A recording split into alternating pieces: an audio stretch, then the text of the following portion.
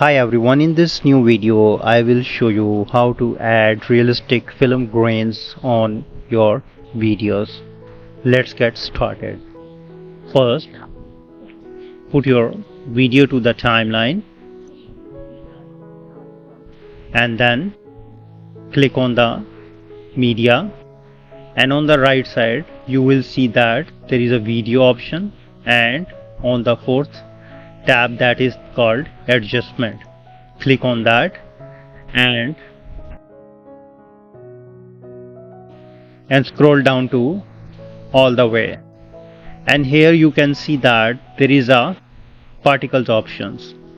You need to increase the particles to increase the grain on the video. Here you can see that now the grains have been added. Let's play it and check how it looks. And here you can see that the grains have been added.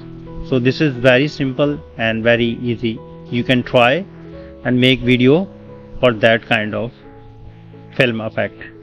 So I hope you understand the process, and if you think this video is helpful, please support my channel. Thanks for watching.